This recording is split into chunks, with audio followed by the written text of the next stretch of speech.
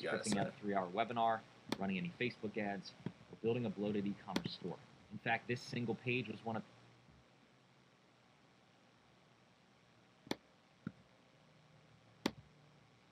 Give me a second.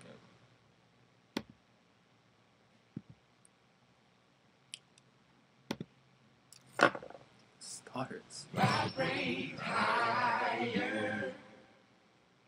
After the actual shooting, I went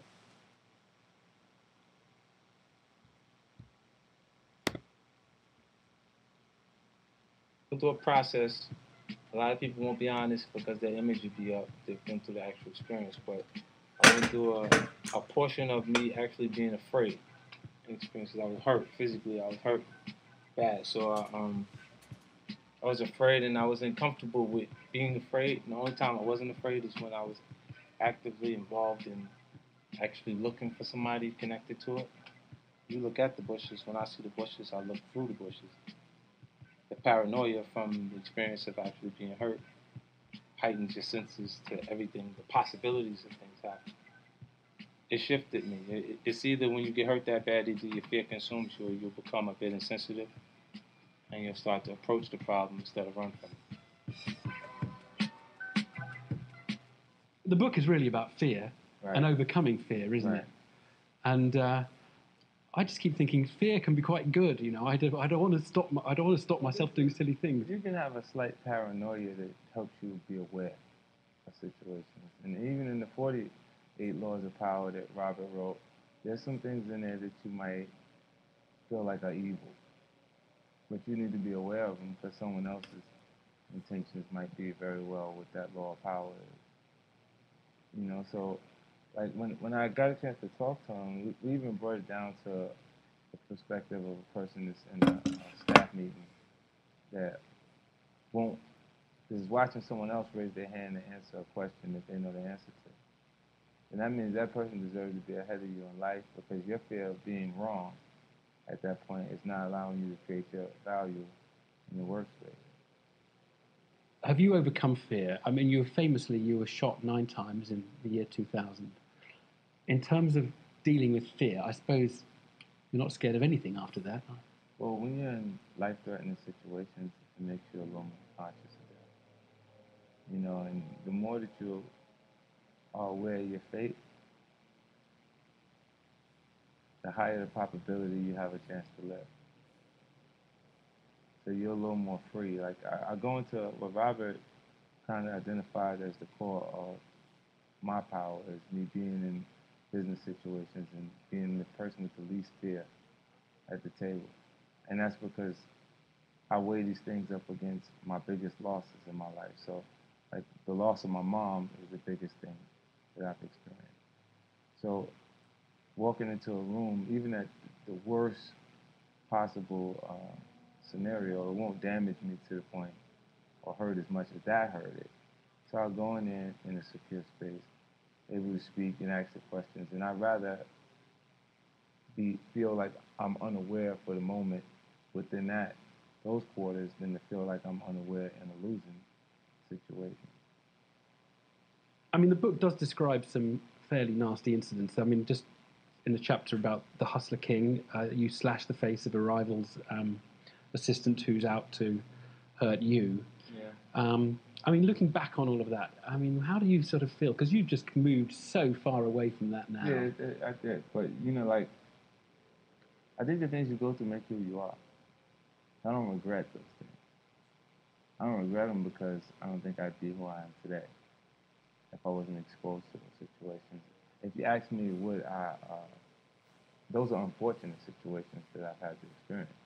If I had a choice, I would have definitely went in a different direction. I might have wanted to go to school for business instead of having to go through this portion of my life. But, tough lesson, yeah. Yeah, but under those circumstances, when you're in an environment where you meet aggression with aggression, or you're deemed weak, and the weak becomes the prey, you gotta kind of back people off of you at different points.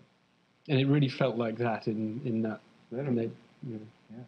And when you're willing to go as far as further than the other guy, you always prevail. You always end up on top. It's like the kid in the schoolyard that doesn't want to fight always leaves with a black eye, because as soon as the other kid identifies he doesn't want to fight, he hits him. But this is back to the negative view of human beings. Yeah, like, I mean, I never wanted to fight, but kids. Actually, I did get hit at school a little bit, but like, not very much. But No, when they very say much. no, I really don't want to do this. Pop, that's when you get hit.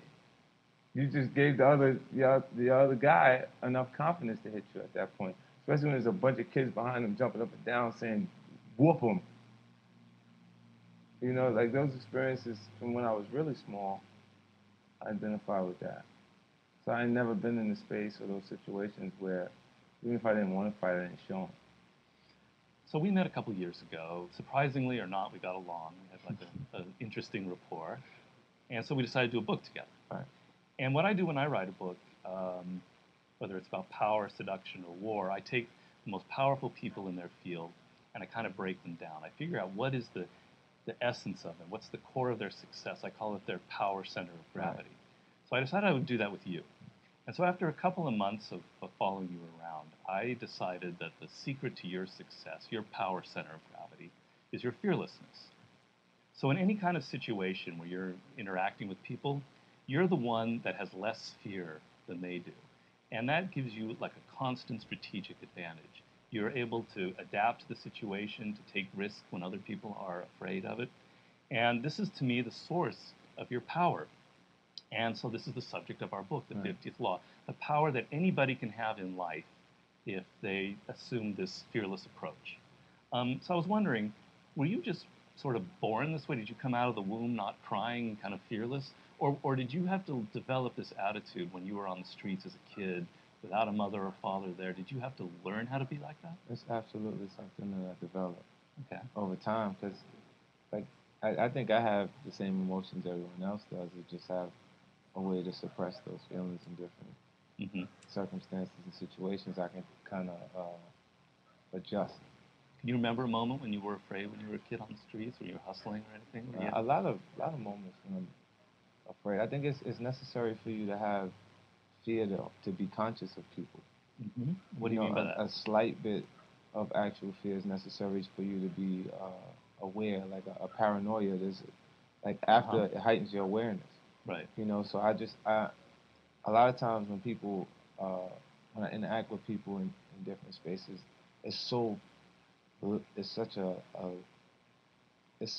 intense than what I've had the experience prior to music, that it puts me in a space where it's really a relaxed space. So it is true, a lot of times I interact with people and they have a stronger fear factor involved in interaction than I have, because I've been in way worse situations, to me, more dramatic spaces. So I just look at each one of the situations and kind of analyze it, or I'll use a parallel to something I've experienced in my past to make sense of the actual situation. So a lot of the decisions are kind of like gut feelings. Like the music business and entertainment in general, there's no school for it. Right. You know, so you got to kind of instinctively make the right decisions and be spontaneous and not be afraid to actually be yourself in different ways. Like I've interacted with art. Yeah, that's facts, y'all. So I hope y'all took some good notes on this video about the power of like pretty much overcoming fear, like not to have any fear. Like there's no point. You know what I'm saying? It's pretty much like a dog going near a cat. They both scared of each other. The cat is more scared of the dog though. So the cat is gonna pull up their claw to let the dog know, like, hey, get away from me. You know what I'm saying? Like, the cat's scared. It's scarier than a mother elf. But the cat can't let the dog know that it's scared of it. And the dog is gonna roof, you know what I'm saying? Gonna bark at him. You know what I'm saying? Coming at him and stuff like that. So, but the dog is scared too.